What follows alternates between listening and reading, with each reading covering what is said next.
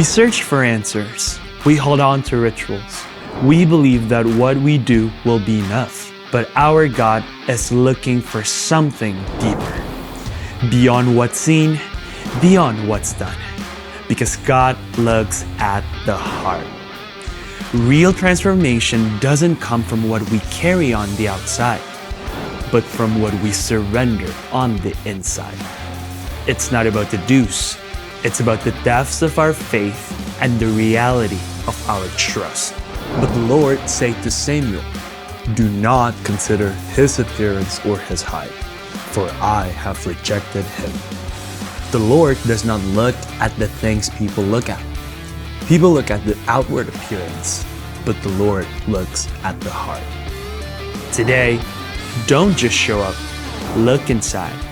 Let Him move where it matters most.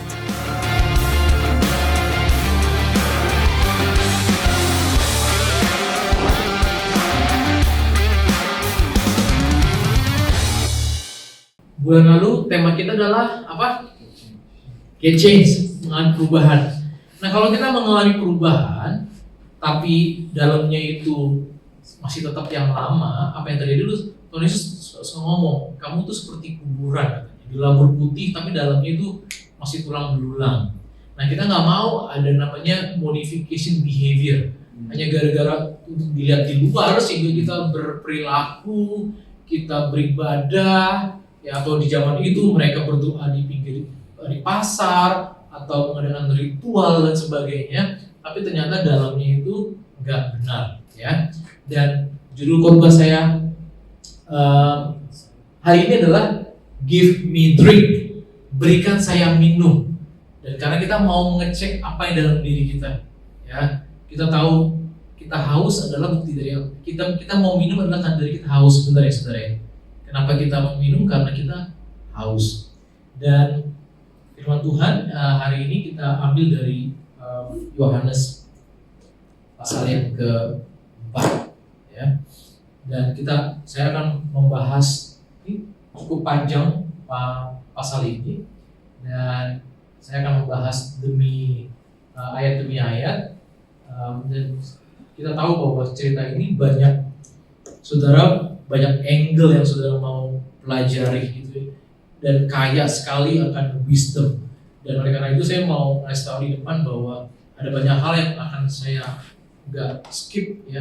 Tapi poin yang mau kita dapat adalah tentang looking inside-nya, ya.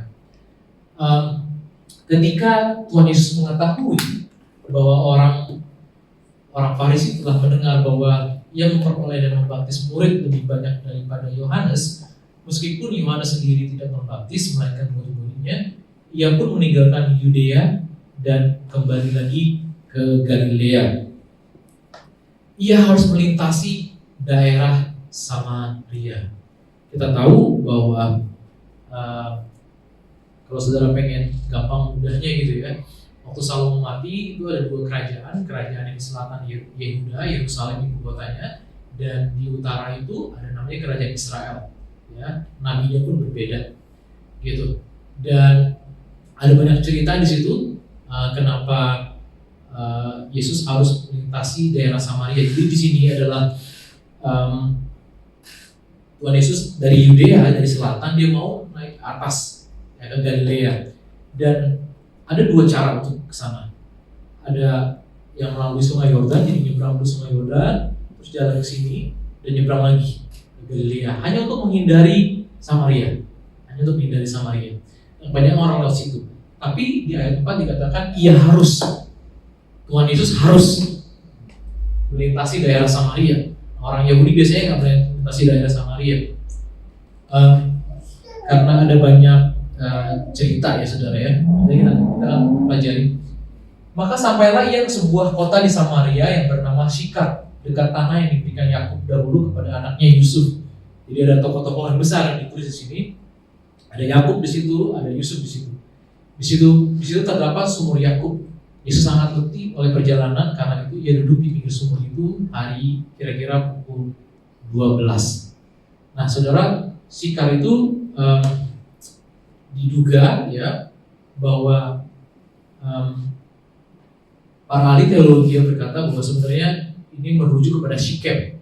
Sikem itulah tanah yang dibeli sama Yakub, yang diberikan kepada Yusuf anaknya. Jadi tulang-tulangnya Yusuf pun waktu bangsa Israel keluar dari Mesir itu diangkat, dibawa dan dikuburkan ke Sikem. Jadi ini tempatnya tempat historical sekali, ya, tempat yang bersejarah lah, tempat yang sangat banyak kejadian di sini, ya. Dan Yesus hadir di situ.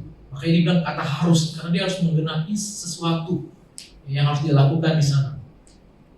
Dan kita akan belajar pertama Sikem. Sikem itu pertama kalau saudara lihat Kejadian 12 ayat 6 sampai 7, Tuhan menampakkan diri kepada Abraham di Sikem. Ya, dia ngomong begini, dia ngomong janjinya kepada Abraham, aku akan memberikan negeri ini kepada keturunanmu di Sikem.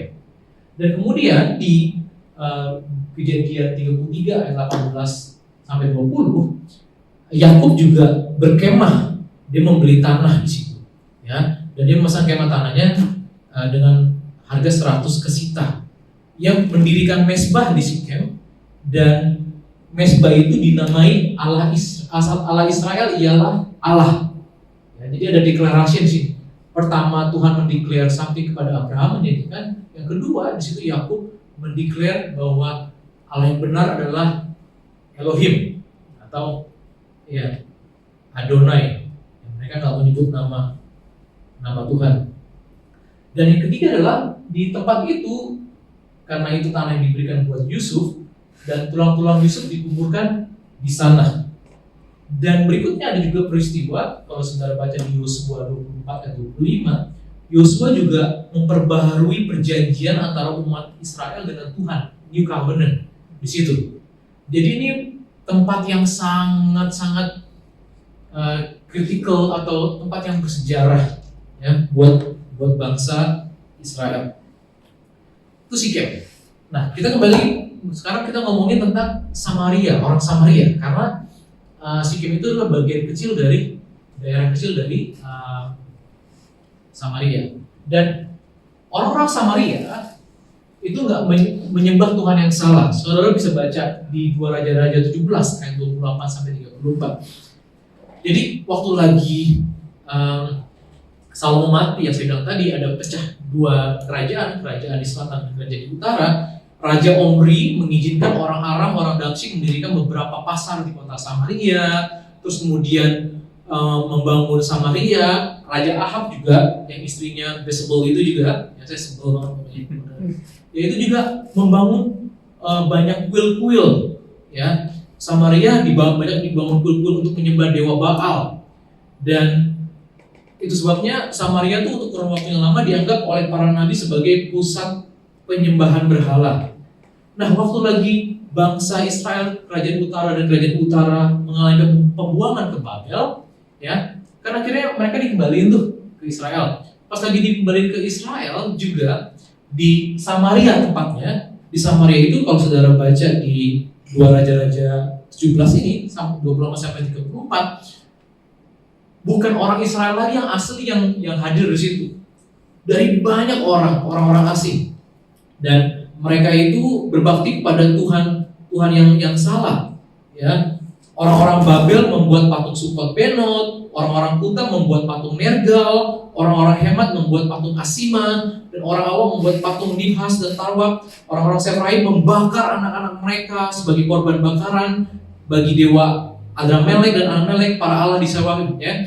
Dan disinilah sebenarnya bahkan raja itu, ada raja yang baik gitu ya, Raja Babel ngirimin satu imam dari Betel supaya tinggal tuh di Samaria ngajarin orang-orang itu. Tapi walaupun diajarin, mereka masih menyembah tuhan-tuhan yang asing, ya. Bahkan mereka mengalami pernikahan campur. Nah, itu sebabnya sampai pas lagi mereka udah balik dari exile itu, mereka tuh suka mengadakan perseteruan. Perseteruannya lumayan parah, perang lah, pembunuhan lah. Jadi ya namanya udah begitu ya, itu udah jadi musuh. Nggak ngomong-ngomongan, nggak mau bersinggungan. Ya, kalau ada mangkok aja, misalnya saya share mangkok, mangkok saya makan, saya anggap saya orang Samaria, dan Brian orang Yahudi, udah dicuci nih, udah bersih, itu sampai nggak mau disentuh. Ya. Mereka nggak mau share properti sama sekali. Itu latar belakangnya ya. Saya mau cuma kasih latar belakang itu. Dan Ayat 7, ya, maka datanglah seorang perempuan Samaria, ya, hendak menimba air. Kata Yesus kepadanya, berilah aku minum. Sebab murid-muridnya telah pergi ke kota membeli makanan. Maka kata perempuan Samaria itu kepadanya, masakan engkau seorang Yahudi minta minum kepadaku seorang Samaria? Sebab orang Yahudi tidak bergaul dengan orang Samaria. Bagaimana perempuan Samaria itu tahu bahwa Yesus orang Yahudi? Mungkin dari propertinya, dari pakaiannya, atau dari dialeknya, saya nggak tahu. Tapi dia mengenalinya. Kemudian jawab Yesus kepadanya, jikalau engkau tahu tentang karunia Allah dan siapakah dia yang berkata kepadamu, berilah aku minum, niscaya engkau telah meminta kepadanya dan ia telah memberikan kepadamu air hidup. Dia sebenarnya mau mengingatkan, ingat gak sih di waktu lagi kerajaan utara ini, kalian punya nabi-nabi besar, salah satunya adalah Nabi Elia. Waktu Elia datang, berikanlah aku sepotong roti. Ya, apa yang terjadi? Pas lagi dimasak, tepungnya nggak pernah habis. Nah, tapi di sini dalam hal ini Tuhan Yesus nggak ngomongin roti, minum. Air ini nggak akan pernah habis. Ya. Dan kalau kita lihat di cerita ini, saya baca dulu ayat 11 ya. Kata perempuan itu kepadanya, Tuhan, engkau tidak punya timba, kamu nggak punya alat untuk menarik, dan saya yang punya. Kita juga nggak share, kamu nggak punya. Nggak mau aku bagi ke kamu nggak punya. Dan sumur ini amat dalam, dari manakah engkau memperoleh air hidup itu? Dan ada hal yang menarik di sini. Yesus tahu bahwa mereka tuh musuhan betul. Yesus mengerti banget, ya. Tuhan Yesus mengerti. Tapi Tuhan Yesus memulai conversation dengan apa? Dengan sesuatu yang sangat menarik, yaitu dari hal yang jasmani. Berikanlah aku minum. Hal yang dimengerti oleh kedua belah pihak walaupun bermusuhan. Berikan aku minum. Ya, karena minum adalah jawaban dari rasa haus. Aku tuh kayak kamu, Tuhan Yesus bilang, secara manusia, tubuhku haus. Ya. Dan Yesus saat ngomong begitu supaya mengasih tahu bahwa, hey, aku nggak punya air, tapi kamu yang punya resource untuk mengambil air, ya. Tapi ada sesuatu yang kamu nggak punya, yang aku punya, yang mau aku kasih ke kamu, ya. Itu yang Yesus mau arahin sebenarnya. Nah, ini hal yang menarik nih. Tuhan Yesus itu sangat ahli dalam hal membangun kehidupan kita semua. Kita akan melihat sesuatu yang indah di balik ini semua, ya. Dan di tahap ini, saudara, Yesus itu sedang membangun suatu stage kepada perempuan Samaria ini. Pertama, mereka dalam hubungan hostile itu berseteru, ya. Tapi Tuhan Yesus itu become relevant kepada orang Samaria dan menanyakan sesuatu, meminta yang dia orang perempuan Samaria itu mengerti. Berikan aku minum. Dan air itu ada di tangannya dia juga. Ya, dan Tuhan Yesus juga mengasih tahu bahwa kamu punya sesuatu, aku juga punya sesuatu yang kamu gak punya. Tapi kalau kamu minta sama seperti aku minta kepada kamu, aku akan berikan kepadamu. Kurang lebih gitu. Yaitu framework yang mau Tuhan Yesus bangun, ya. Dan kita baca ayat berikutnya. Kemudian perempuan Samaria ini tahu bahwa kebanggaan dari tempat Sikem ini, dia tahu persis turun temurun. Makanya dia membanggakan atau mengasih tahu ke Tuhan Yesus, my background, warisan, legacy, apapun yang menjadi kebanggaan. Adakah engkau lebih besar daripada bapa kami Yakub yang memberi sumur ini kepada kami dan yang telah minumnya sendiri dari dalamnya, ia serta anak-anaknya dan ternaknya.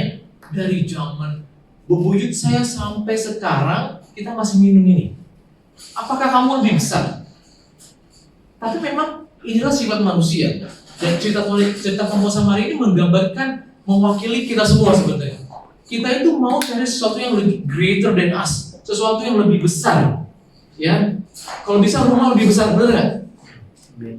Kecuali kalau udah pensiun, saya mengerti. Ya, udah nggak bisa bergerak banyak, udah pada bersihin susah, ya downsize, dia ngerti. Ya, kita pengen sesuatu yang lebih besar. Ya, jawab Yesus kepadanya, barang siapa minum air ini, air yang kamu bilang dari Yakub, ia akan haus lagi. Tetapi barang siapa minum air yang akan kuberikan kepadanya, ia tidak akan haus untuk selama-lamanya. Sebaliknya, air yang akan diberikan kepadanya akan menjadi mata air di dalam dirinya, yang terus-menerus memancar sampai kepada hidup yang kekal. Nah, kata perempuan itu kepadanya, Tuhan, berikanlah aku air itu. Ingat tadi awalnya Tuhan Yesus ngomong, give me drink. Now this time, give me drink. Ya, Tuhan Yesus sangat ahli dalam hal ini. Tuhan, berikanlah aku air itu supaya aku tidak haus dan tidak usah datang lagi untuk menimbang air. Kata tidak datang lagi, artinya apa sih? Kalau namanya haus, dia susah payah, kemudian dia pulang. Dan berikutnya dia datang lagi, susah payah, minum, pulang lagi. Dan itu dilakukan berulang-ulang karena nggak pernah berhenti. Ya. Dan apa yang dipikirannya perempuan ini adalah dia masih dalam frekuensi jasmani. Tuhan Yesus sudah ngomongin di tempat yang berbeda. Tapi pun Tuhan Yesus bisa masuk dalam kehidupan, ya. Karena Tuhan Yesus mau masuk ke level yang berikutnya. Karena tahu bahwa memang kita haus akan air, tubuh kita butuh air. But kamu udah kasih statement, kata coming again.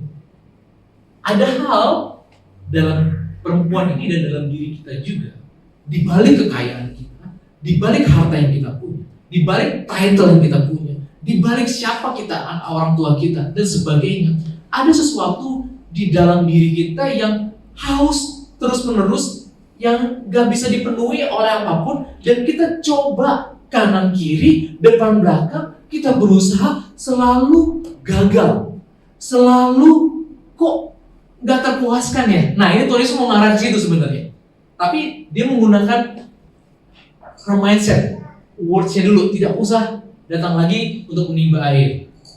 Dan Yesus menawarkan sesuatu yang lebih besar daripada yang dia miliki.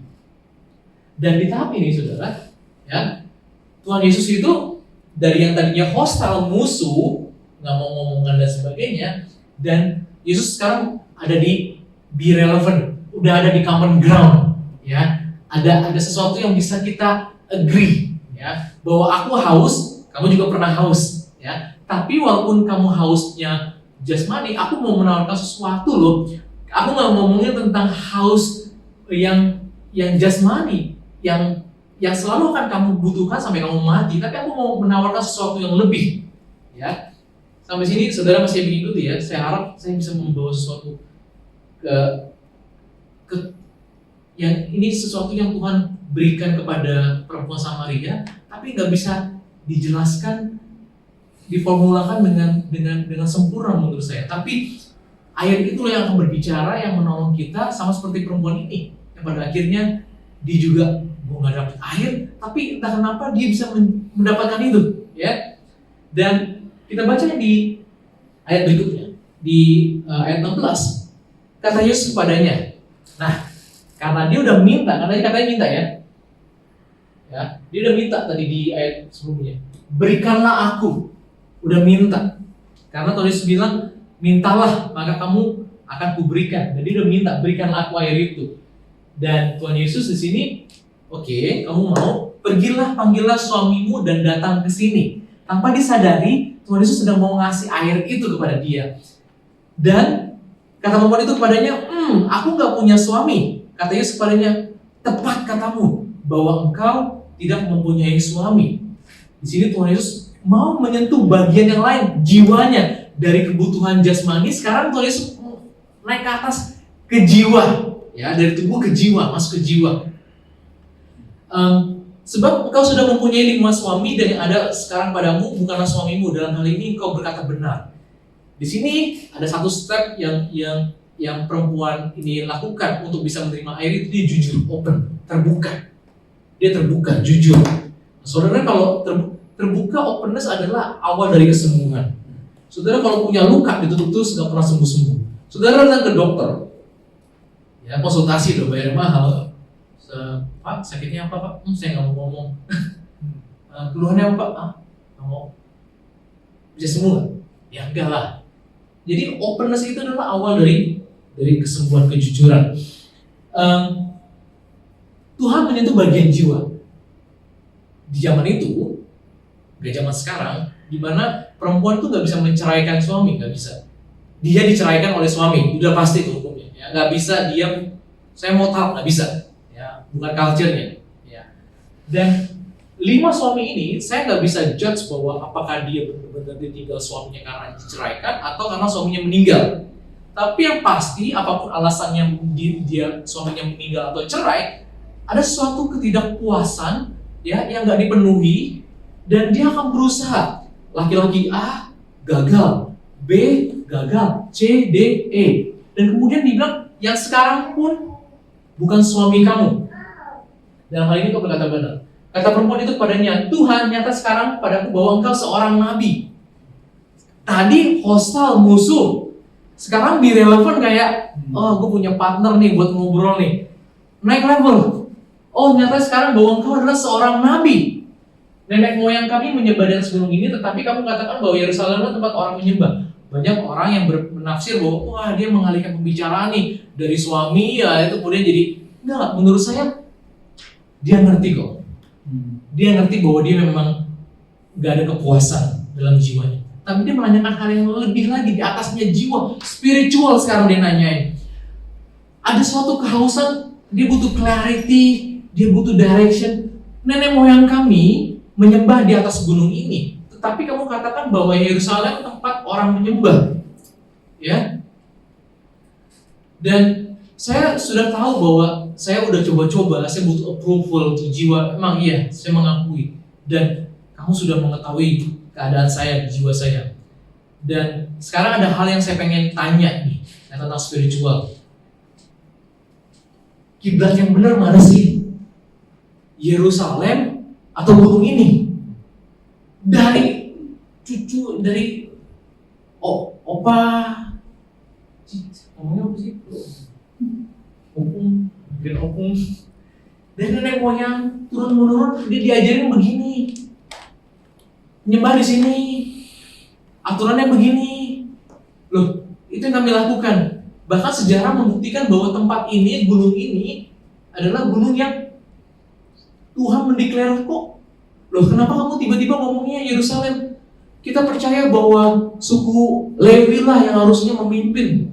Ya, karena mereka yang di Musa adalah suku Lewi, harusnya mereka, karena mereka sangat menggabungkan Musa, orang Samaria. Loh, kenapa kamu bilang kok kalau penyembahan harus dari suku Yehuda? Kenapa? Ya, ini pertanyaan spiritual. Tuhan Yesus, yang Tuhan Yesus lakukan, dia menjawab. Tapi sebelum menjawab, saya mau kasih tahu stage-nya yang sekarang. Tadi dia ada hostile dan relevan. Sekarang ada di stage yang baru. Perempuan ini melihat dia sebagai apa? Nabi, benar gak?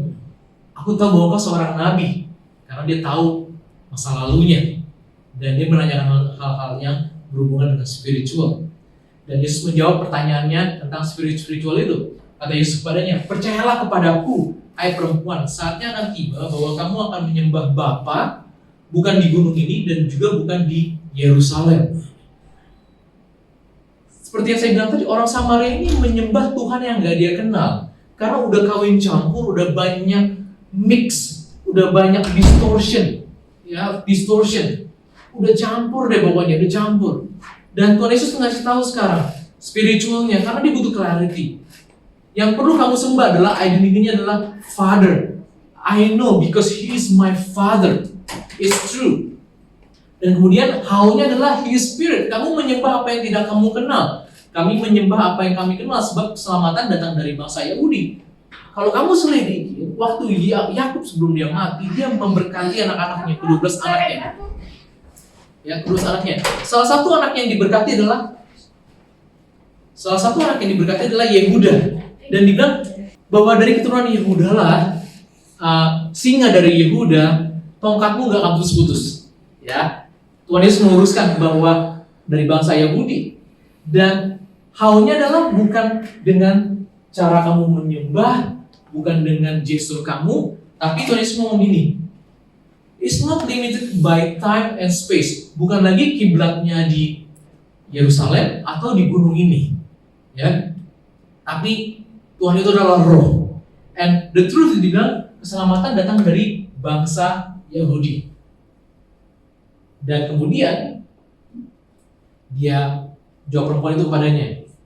Ya, tadi dia ngeliat sebagai nabi. Jawab perempuan itu kepadanya, aku tahu bahwa Mesias akan datang. Sekarang dia udah naik level nih.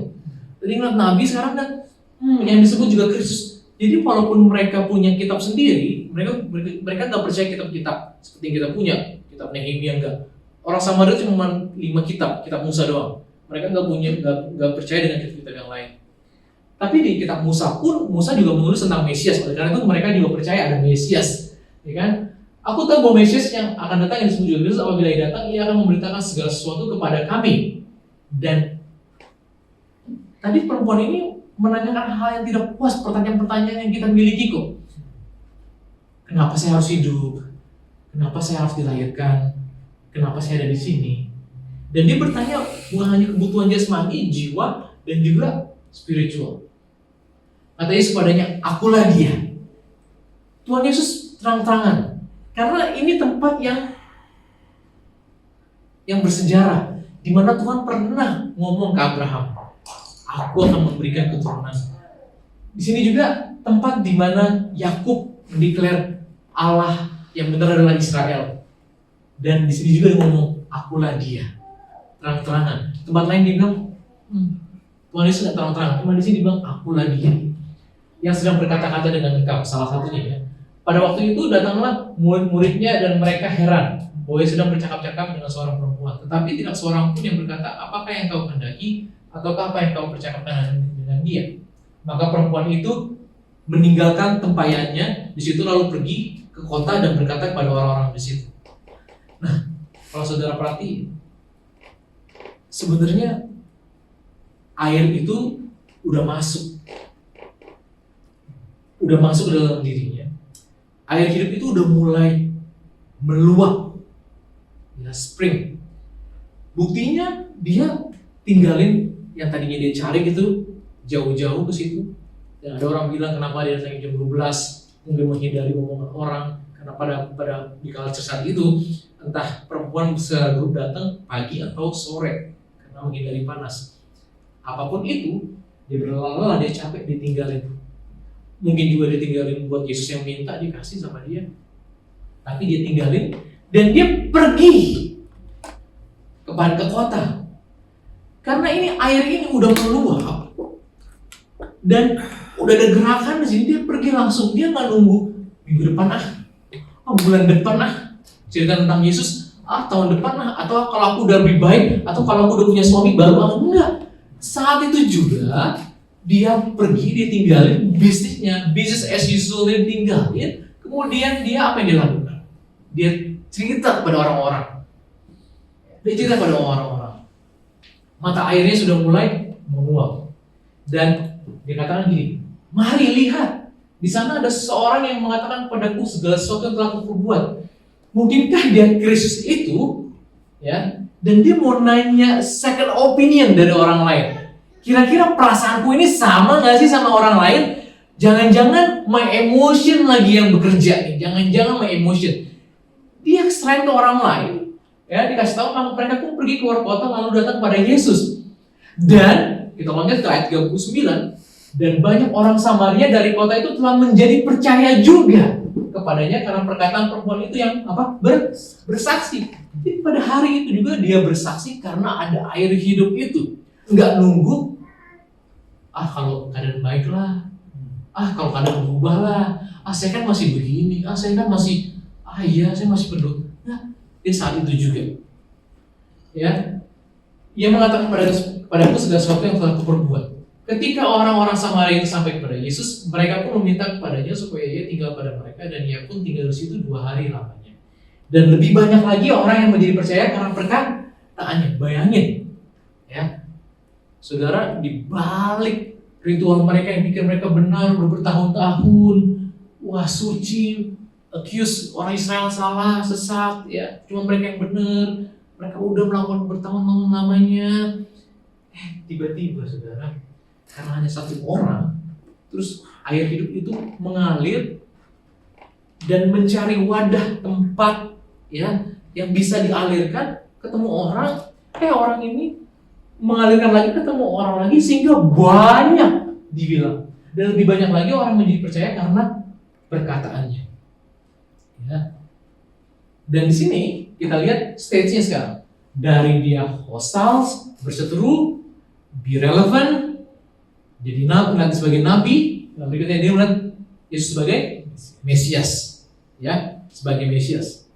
Dan kalau kita baca loncat ke ayat 42, dan mereka berkata kepada perempuan itu, ya, kami percaya tetapi bukan lagi karena apa yang kau katakan, not only because of your testimony, ya, sebab kami sendiri telah mendengar dia. Inilah tujuan dari kenapa kita mengalami semua apapun yang kita alami, adalah supaya kita mengalami Yesus secara pribadi, ya. Bukan lagi karena apa yang kami katakan, sebab kami sendiri telah mendengar dia dan kami tahu bahwa dialah benar-benar juru selamat dunia. Kalau kita lihat lagi, ya, sekarang juru selamat dunia dari hostile, relevant, melihat sebagai prophet, nabi, Mesias, sekarang levelnya baru lagi, Savior of the world. Ya, bahasa Inggrisnya ngomong Savior of the world. Kita dengan juru selamat dunia. Orang Samaria juga menyadari ini jawaban. Jangan buat kita aja nih Samaria, tapi juga harus dunia harus tahu. Air itu udah meluap, ada kerinduan untuk keluar. Tahu nggak duduk, nggak santai, cuman mikirin diri sendiri. Kalau ciri meluap itu adalah harus keluar. Open, bukan hanya open masuk, karena ini adalah miracle water menurut saya. Cuma masuk, tapi dia jadi mata air. Tapi kalau kita tutup, kita sumpet, ya, maka dia nggak akan mengalir. Dan lebih bahaya lagi kalau kita nggak berani keluarin, kitanya yang jadi mati stagnan.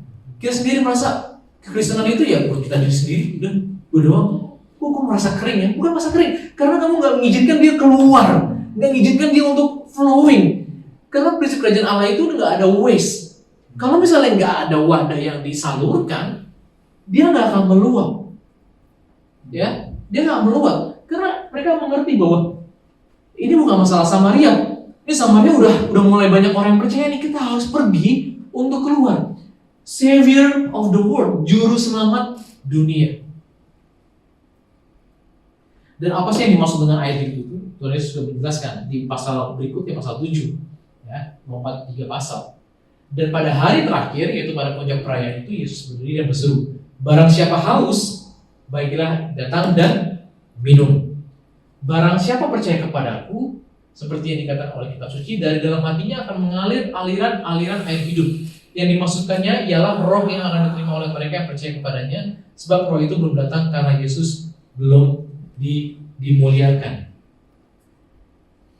Orang di luar sana, di balik senyumnya yang manis, di balik Instagramnya yang banyak di likes, followers, di balik mobil mewah, kekayaan, latar belakang study, ada sesuatu yang mereka sebenarnya haus.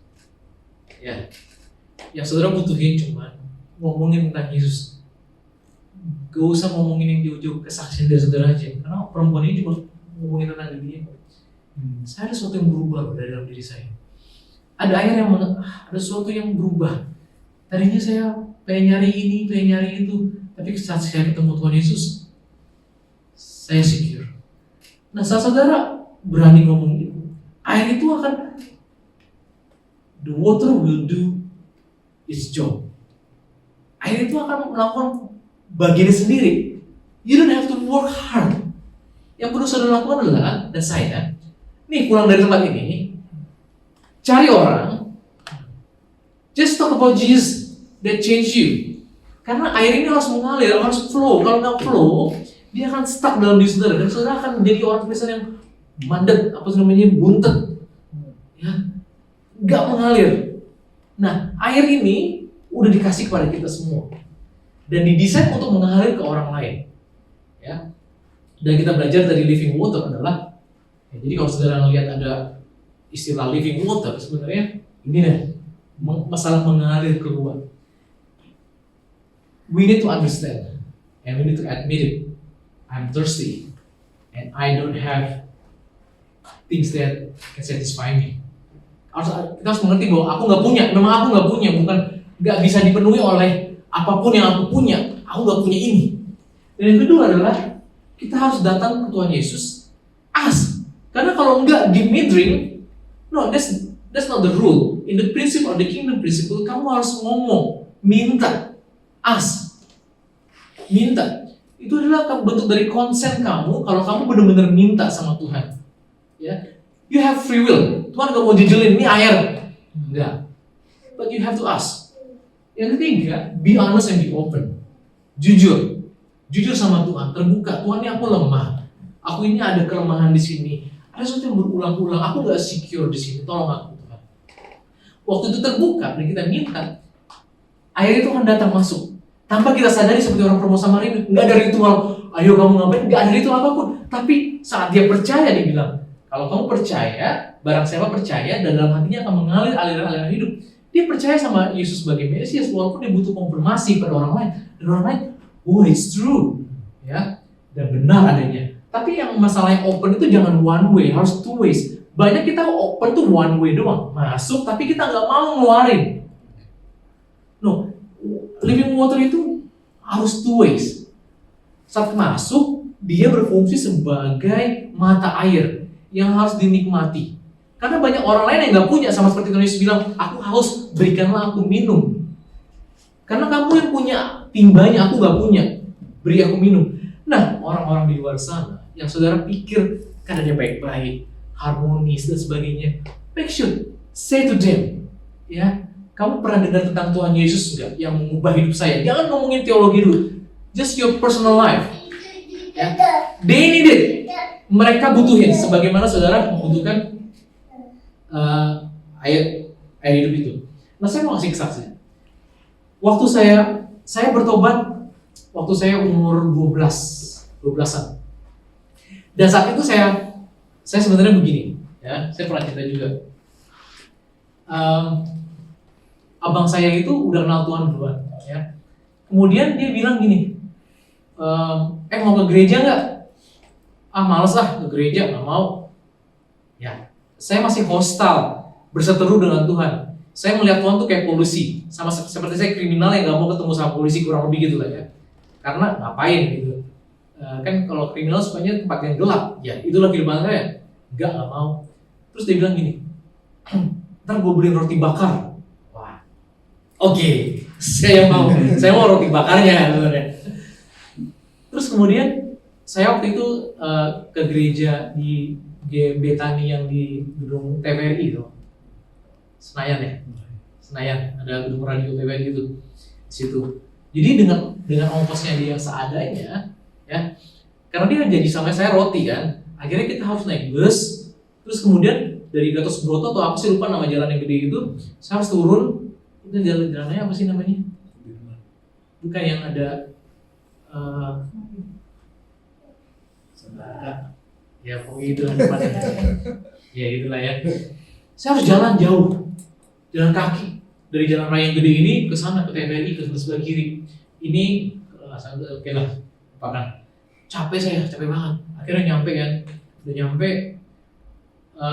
ya nyanyi gitu lah. Saya dengar khotbah tentang ini, tentang Samaria.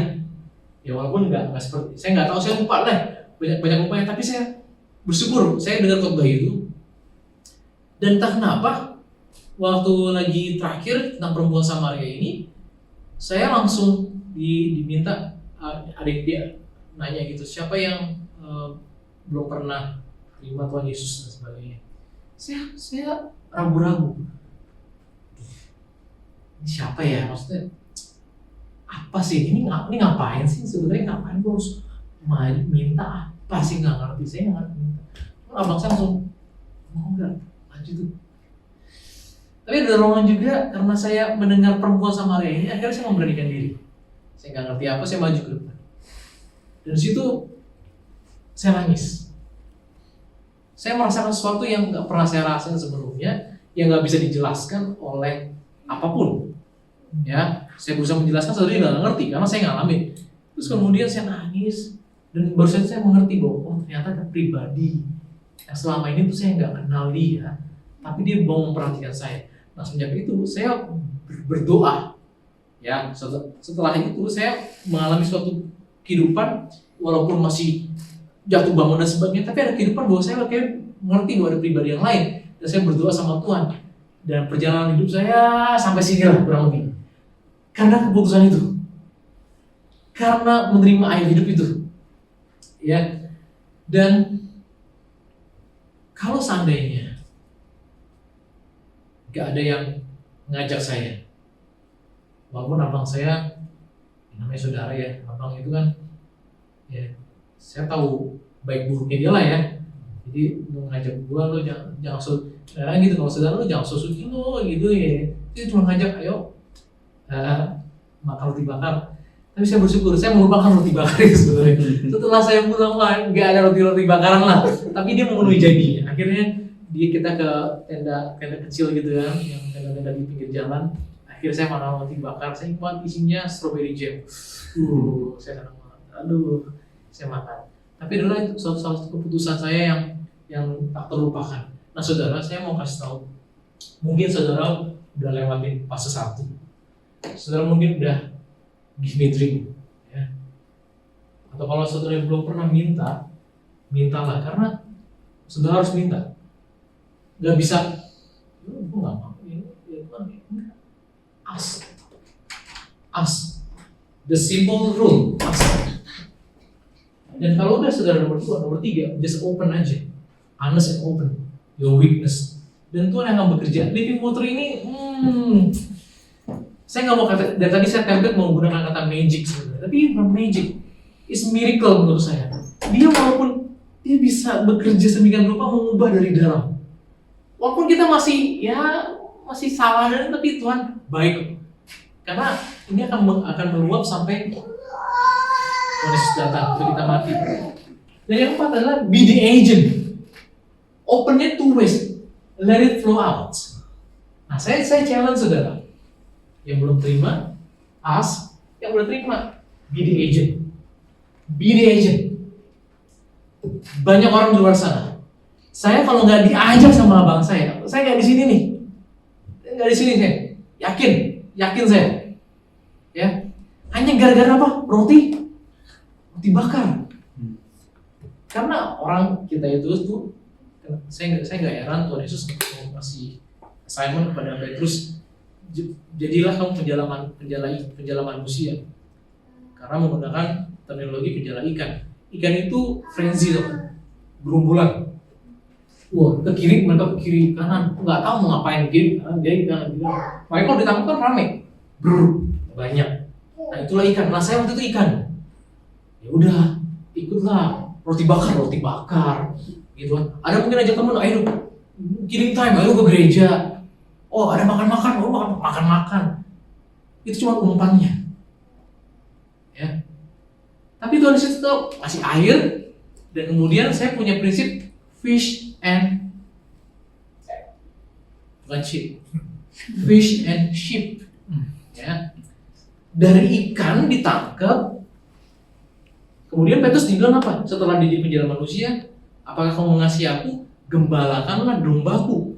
Ada role yang berubah dari nangkep jadi domba, karena butuh tuntunan, ya. Jadi jangan saudara, wah udah jadi ikan, ketemu jadi ikan. No, ada stage, sama seperti perempuan Samaria ini juga, ya. Dan kemudian yang stage yang nggak bisa kita hentikan saat itu juga adalah sebenarnya bisa nggak kita sharing testimoni ke orang lain. Ya. Saudara mau? Kalau saudara bertanya-tanya sekarang, itu kayaknya hidup lu gini-gini ya, kering ya, atau apa ya? Perhatiin, jangan-jangan saudara tuh tutup. Saudara tutup, gak biarin mengalir. Tapi kalau ini biarin mengalir, saudara akan mengalami suatu perubahan yang seperti orang perempuan Samaria dan orang Samaria yang lainnya, ya. Terlepas dari kebutuhan saudara, saya tahu kita semua banyak challenges, ya. Tapi saat kita mengalami air kehidupan, itu adalah suatu kebutuhan atau pemuasan yang nggak bisa dipenuhi oleh kekayaan saudara, tabungan saudara. Kalau saudara mengandalkan stok lagi buyar tuh, ya. market stock lagi buyar ya. Baca beritanya kan semuanya pada deg hanya gara-gara satu policy di US mengubah segala-galanya. Wah, Indonesia juga panik, semuanya panik. Ya ternyata memang ada bagian-bagian yang menurut saya setiap orang itu ya sesuatu yang nggak bisa dipuaskan, yang hanya bisa dipuaskan oleh air hidup itu. Amin saudara.